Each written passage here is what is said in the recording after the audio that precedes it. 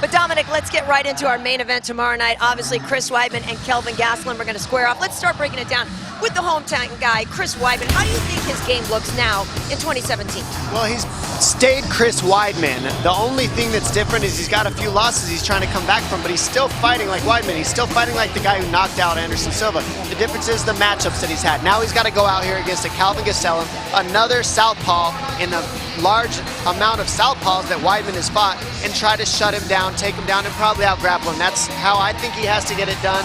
But this is not an easy outing for Weidman yet again. It's definitely not an easy outing. On the other side of this point, you got Kelvin Gastelum, who's been a complete terror since he moved up to middleweight. He's been taking guys out left and right. He's really shown that he's growing. He's maturing as a fighter. He's turning his punches over better. He's pacing himself better. And when he sees the finishes, he's going out there and he's taking it, and he's taking his time to get to it. So I'm excited to see this matchup. Yeah, and in this fight, you know, something that you talked about at the top of the show, Karen, is the fact that Chris Weidman is the hometown fighter here. And sometimes guys love that. They love the comforts of their own home, their own car, they sleep in their own beds. But then we hear about fighters who absolutely do not like fighting in their hometown. They feel like there's more distractions going on. It'll be interesting to see how Chris feels about this afterwards. Yeah, absolutely. I know he's hungry for that win in his hometown. The fighters are all set for the ceremonial weigh-ins, and for that we send it down to the master of ceremonies, Mr. John Hannon. Oh, is it good to finally be in Long Island? Thank you all for coming out to the weigh-in. How about a hand for the Octagon girls? Ariane Celeste, Brittany Palmer, and Vanessa Hansen, our matchmakers. There they are in all their glory. Sean Shelby, Mick Maynard. All right, we are ready to go. Let's begin with the UFC Fight Pass prelims. First fight in the UFC's 155-pound division. It is a rematch, folks, of two locals, Frankie Perez versus Chris Wade. First fighter to the scale, repping Long Island MMA. Let's hear it for Chris Wade. Chris Wade, New York State high school wrestling champ, also a two-time college All-American. Used to work at the Budweiser distribution. They called him the bad guys when he used to have that job. 155 and a half, the official weight for Chris Wade. Now he's moved on. He's got 4 submissions and 2 guillotine chokes, win those submissions. Well, his opponent, Frankie Perez, is a New Jersey native, so that's not too bad of a train ride over. This is going to be his 4th walk to the octagon, 5 first-round finishes, 2 wins by KO and 5 submissions, not to mention he's a BJJ brown belt. 155 and a half for Frankie Perez.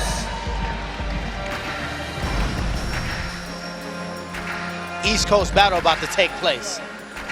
Yeah, this one's gonna, they look like they're gonna have fun talking in the fight too, probably. Yeah. Oh, yeah.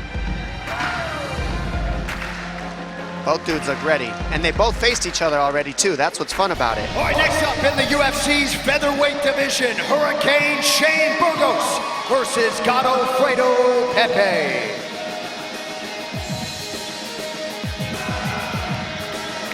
Brazilian Jiu-Jitsu black belt Godofredo Pepe was originally slated to fight in his hometown of Fortaleza, Brazil earlier this year, but he actually suffered a broken nose and was unable to compete there, so he was rescheduled for this card in Long Island. 10 months since his last fight. His last win was a submission victory. He's got 9 of those on his record, 3 in his last 3 octagon victories. 145, the official weight for Godofredo Pepe. He is pumped. And his opponent, repping Monroe, New York, still undefeated, Shane Burgos. Shane Burgos was born in the Bronx. He started when he fell in love at first sight with MMA when he was 14 years old. Now, he's 7-0 and owns 2 titles in 2 other organizations, excuse me. 145 for Shane Burgos. Got that undefeated record as well there at 9-0. And 5 first-round finishes. Finished pretty much everybody but one. It's a tough fight. And these stare downs kind of intense. Yeah, I know, we're already. You can't mess with these New Yorkers this weekend, I don't think. It is true. They're bringing the heat.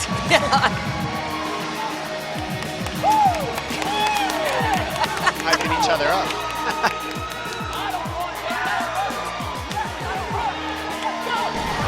Along now to the UFC's heavyweight division, Tim Johnson versus Junior Baby Albini. First fighter to the scale making his UFC debut is Junior Albini.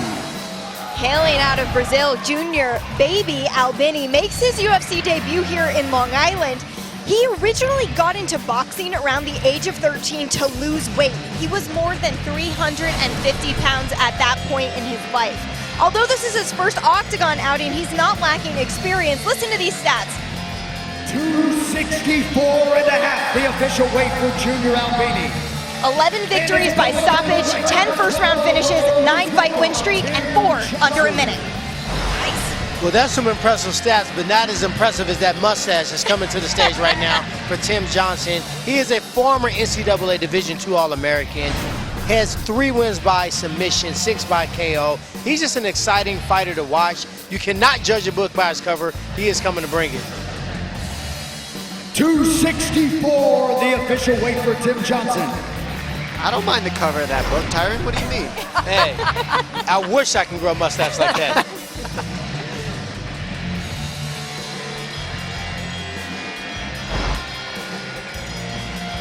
You got some sun, I was though. just going to say that. I feel like that pat in the back. Looks like he's got your shirt on up there. Should be a good one in the bantamweight division.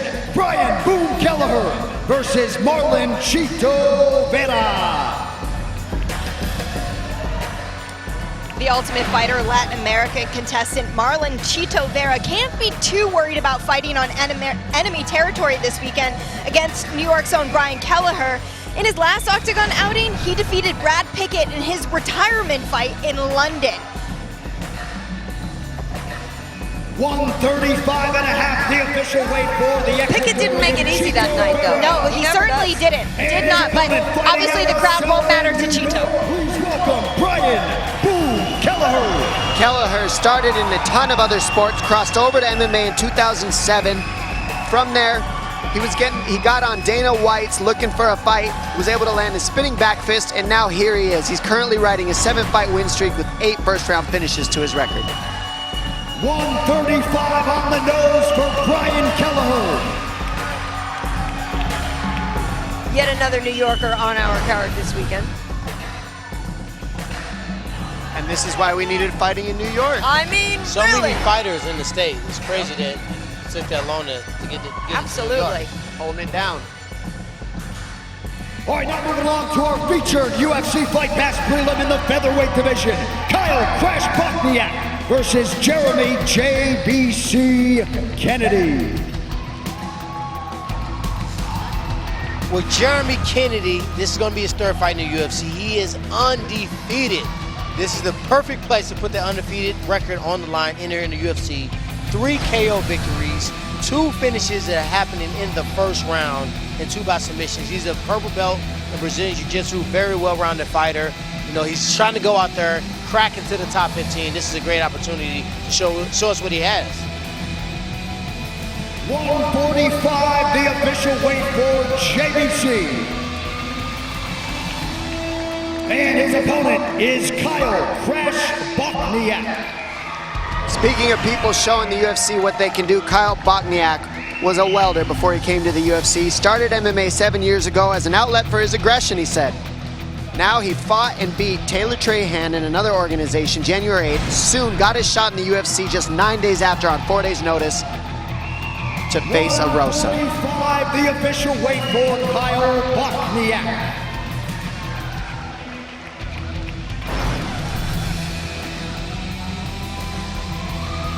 Okay.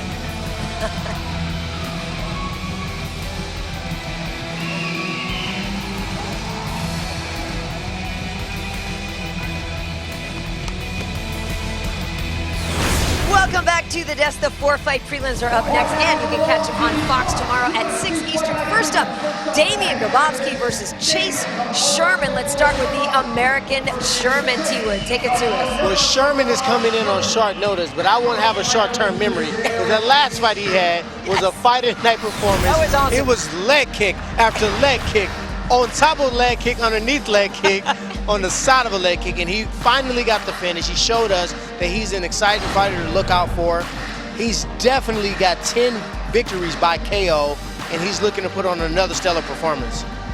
251, the official weight earlier today for the Vanilla Gorilla. What a good nickname. Yes, Vanilla Gorilla. Vanilla Gorilla. Damien Grabowski fighting and coming from Poland. He started because his father put him into wrestling as a child. He's now become a high-level grappler with 10 submissions. 261.5 for Damien Grabowski. And 10 first-round finishes. I mean, this guy's a finisher in that first round. That's where this fight is going to be seen. And we talk about this so often, but the heavyweight division is just hungry for new talent. Yeah. These guys really have a great opportunity tomorrow. Make their mark. Our next prelim is in the welterweight division. More local flavor here, right on the flare, versus Alex Cowboy Oliveira. Alex Cowboy Oliveira wearing that cowboy hat there because he didn't just take the nickname because he liked it. He used to actually be a cowboy, riding a bull and everything in Brazil. He only got into fighting because he said he used to get into some scraps at nightclubs in Brazil, and finally someone noticed him and said, hey, you need to start training. Obviously, it's worked out for him with 16 professional wins under his belt. This was truly his calling. 170 and a hook, the official weight for Cowboy Oliveira. I mean, fighting for free in bars is probably a good hang. You might want to fight for a living, right? That makes a lot of sense why he smiles so much when he fights. Well, his opponent, Ryan LaFleur, I'm going to whip out some stats that I got from my secret source. He was a leader in points in lacrosse at Farmingdale State College. So hopefully that means he can swing that right hand like he would lacrosse ball. 171 for Ryan LaFleur. Definitely got 4 KO victories. He's going to be taking on Oliveira, obviously, so we should see a pretty good gunfight in this fight. This is going to be a good fight. Yes.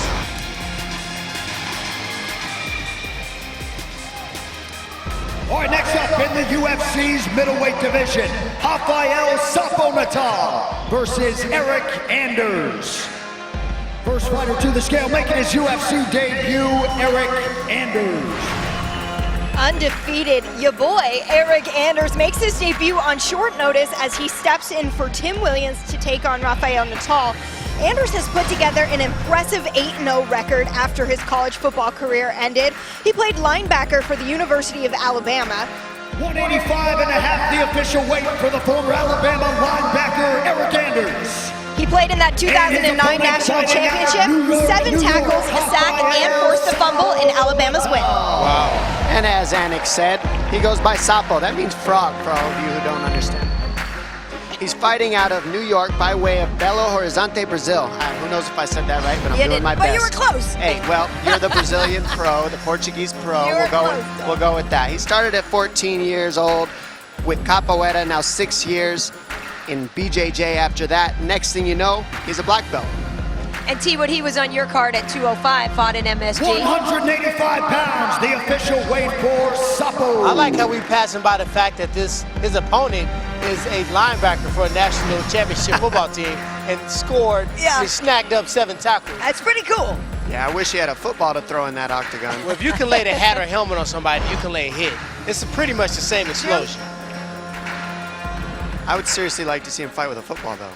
That would be kind of funny, but not fair. Was it Street Fighter? Can I bring a lead pipe Not too? fair. versus Eligio Zaleski dos Santos. Former farmer Eligio dos Santos, who goes by Capoeira because it was the first martial art he ever practiced, is hoping to make it 3 wins in a row tomorrow night against Lyman Good. He is never in a boring fight. He's got 12 wins by knockout with 8 first-round finishes. The official weight for Capoeira. And his opponent is another New York native veteran for Lyman Good. Well, Lyman Good might be new to a lot of UFC fans, but he's been around the block for a very long time. Former champion, an outside organization. He, as well, brings a very exciting fight style. I think when you pair these guys up together, you should get an electrifying fight. I apologize. He has 9 wins by KO, 3 by submission. 6 of those finishes came in the first round. 170 and a half, the official weight for Lyman Good.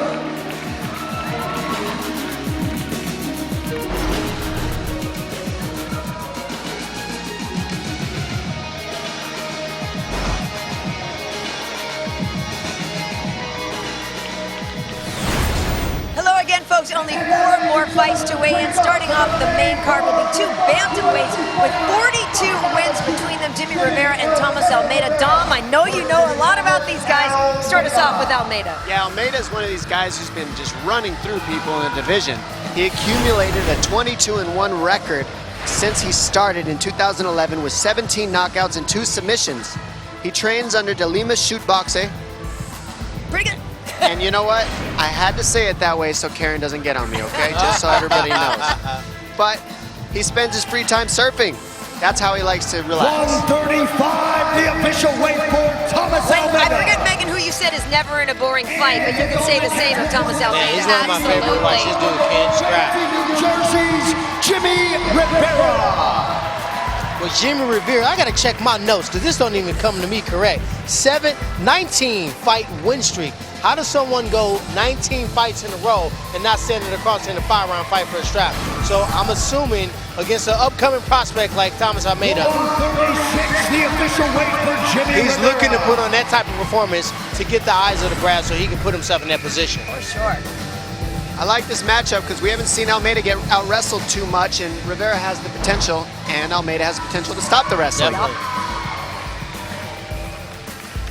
Moving on now to a featured bout in the UFC light heavyweight division. Patrick Durkin Cummins versus John Volante. First fighter to the scale, fighting out of Belmore, New York. Let's hear it for John Volante.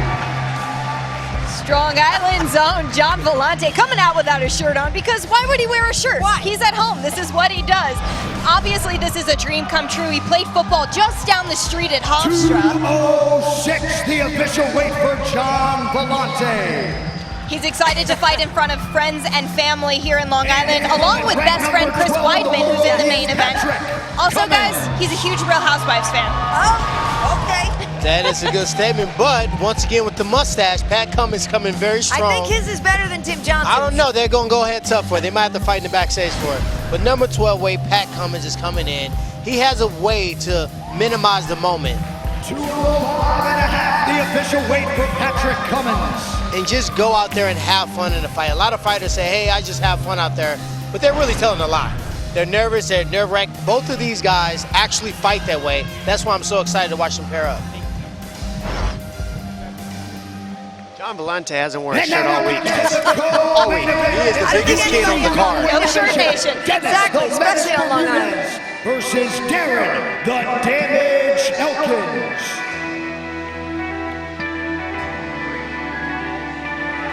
Darren Elkins, the guy I've been watching fight since forever. He's a 3rd-generation pipe fitter. He told me he just got his pension, been in it for 10 years. He was so proud to tell me that, and I think that's actually incredible because that is a tough job. It also explains why he's so darn strong. I mean, you're turning pipes all day.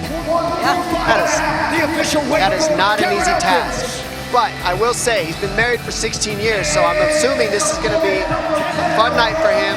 But at the same time, how are you married for 16 years? That's incredible. I'm not commenting. I've been married for 16 years. And you're a beast. Beast mode 24/7. Well, Dennis Bermudez, not only does he cook, he fights. Because I know you guys have been watching this cooking show that we've been having the pleasure of seeing on Snapchat. He's lean, mean, New York, strong, and he's coming out to put on a great show. So far, he wins the tan game. I got it? Yes, Yeah, my he got the goodness. tan game on lock. We like our tan out here in New York and New Jersey. It's what we're about. Down 1 to go. Let's now take a closer look at the men on the marquee who will share the octagon tomorrow night right here in our UFC middleweight main event.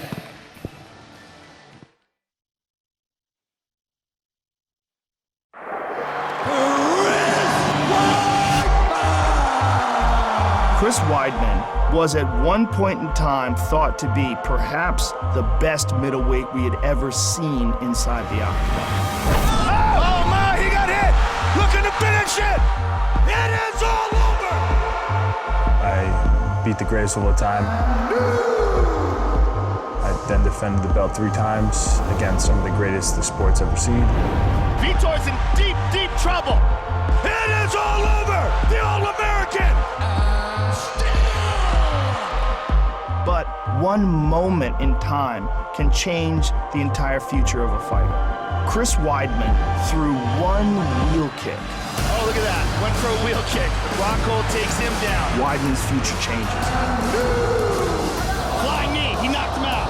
His run was lucky, overrated, past his prime, not tough. I want to prove all these doubters wrong.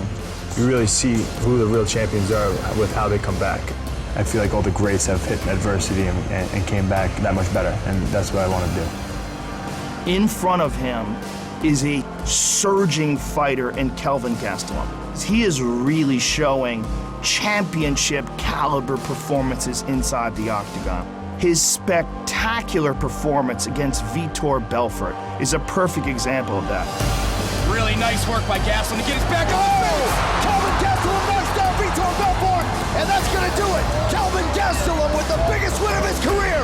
I'm finally putting it all together, and I'm only 25 years old. This is only the beginning.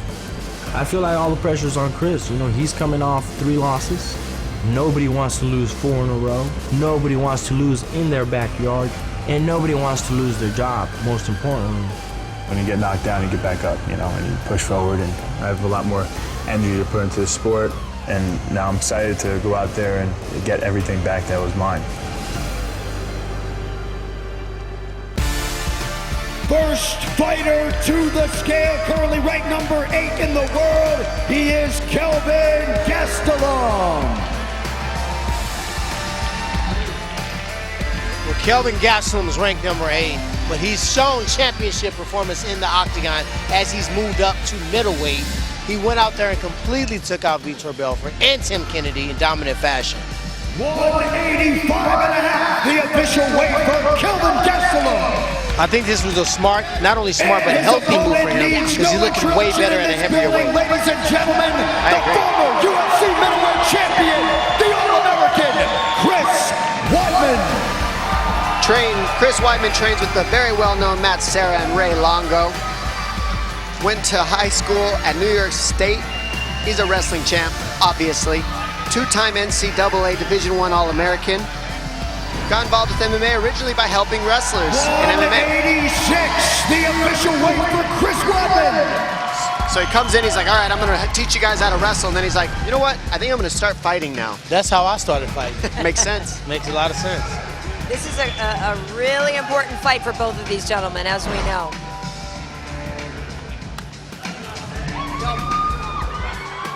All right, we step over here and talk to Kelvin Gastelum in enemy territory a little bit. I know you've got a lot of respect for Chris and Ray Longo and Matt Serra. How do you go about putting that aside and getting the job done tomorrow night?